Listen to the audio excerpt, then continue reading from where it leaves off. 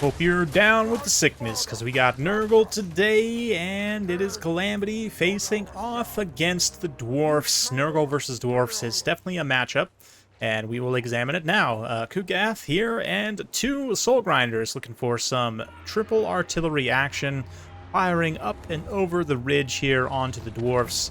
Yeah, double Soul Grinder. We got the Nurglings as well.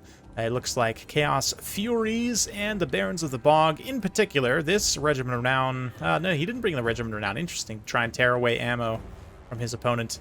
We've also got some Furies up in the sky here, pressuring those gyros immediately. Long-drawn Slayer Pirates. Interesting choice. You don't see Slayer Pirates too much, but... yeah, got some Miners here with blasting charges. Dwarf Warriors. Looks like Dragonback Slayers. Ulthar's Rangers, Grim Delvers, Thorak Ironbrow, a Bolt Thrower, and Giant Slayers in the back. So definitely a dwarf build. Absolutely a dwarf build.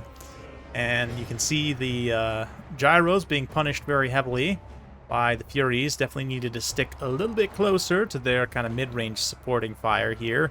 Yeah, gyros are so strong right now. They've been limited in a lot of tournament rule sets that you often can't take that many, and the two that are taken here are very quickly devoured by the Furies. So that's a decent amount of value down immediately, but the Furies themselves are also reasonably expensive and weren't actually lost in the process. So there you go. You have a Rune of Slowness here on that Fury as the Longdrong's Pirates do whatever they can.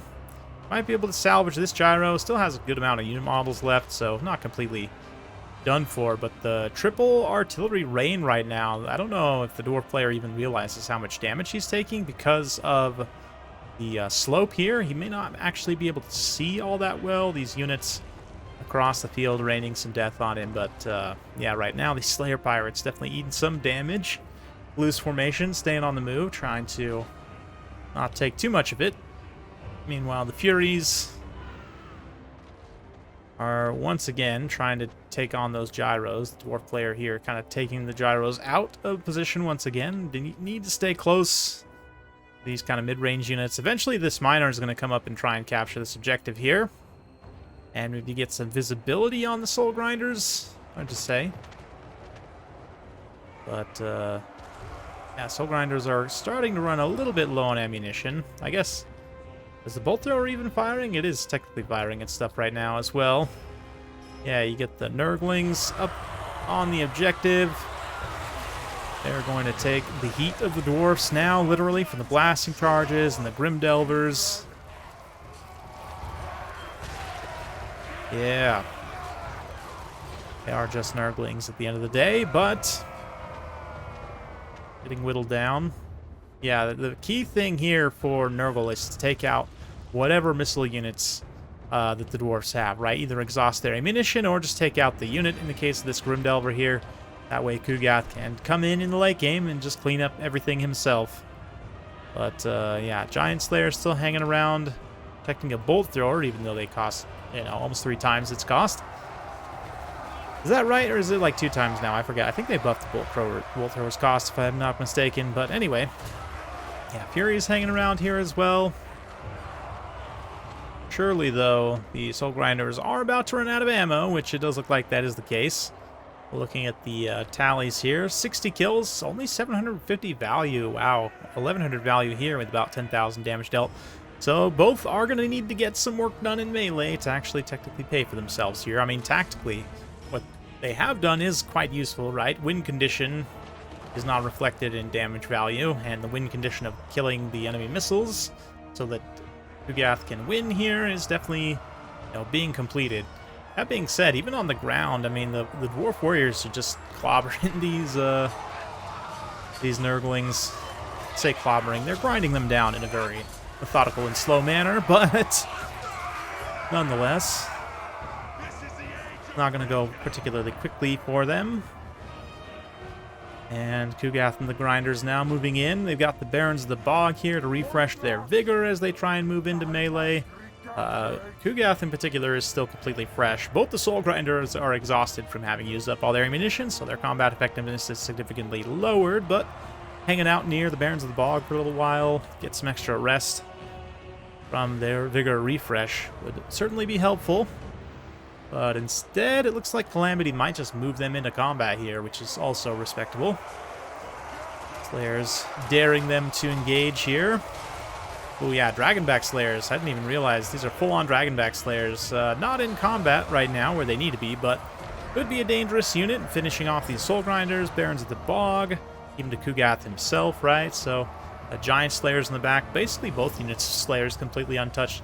The key is, can they kill this stuff fast enough before Kugath's AoE damage effect, his Pestilent Decay, kills them? So it'll be a race against time for the Dwarfs with Mohawks to be able to do what they need to. Right now, they've got a pretty good engagement out on this flank against the one vomiting Soul Grinder here. And it has taken some damage, but yeah, the DPS race is really not going in their favor. Just Giant Slayers finally coming forward now, trying to get into combat here.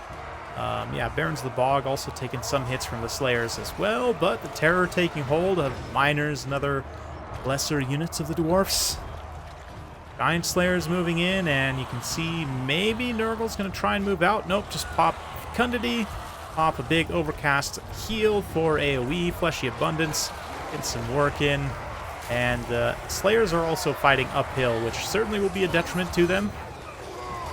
You see a few models getting in contact with the Barons of the Bog here, not to mention any models that actually get hits on the Frolickers Bubonic because they have this damage reflection, right? They will actually be doing some pretty solid damage back to the Slayers. So, yeah, Dragonbacks, despite their power, coming in here, getting some good damage done, but ultimately just not able to stand against all this. And taking some direct damage as well. They have paid for themselves, but needed more on a tactical level to actually win here. Barons of the Bog getting crushed by the Giant Slayers right now, though. Grimdelver's also coming back in with a handful more shots, look like. Yeah, they're not done yet. So, certainly Dwarfs are in a terrible position, but, ooh, I don't know. If Delric goes down here, they could start to have leadership issues, but ultimately Nurgle probably will need to kill all these Slayers to win here. A little Rune of Doom being popped in the back there. Not going to do too much. We'll help finish off some of these Nurglings and whatnot. Yeah, he didn't have Rune of Breaking, did he? Ah, Rune of Doom. Sorry, it's Rune of Wrath and Ruin. That's the one that explodes. Rune of Doom is the map-wide melee attack, which I think did he just use? Anyway. Yeah, Dragonback Slayers in a surround on Kugath, just not able to get through his massive HP. Kugath also has decent-ish armor. Will certainly mitigate some of the damage from Dragonback Slayers there. And the damage from the Dwarfs has kind of been spread between all the single entities, right? Like, not one individual single entity has taken that much damage here from Delver's firing. Doing some damage, certainly, to this Soul Grinder, but not as much burst as you would need.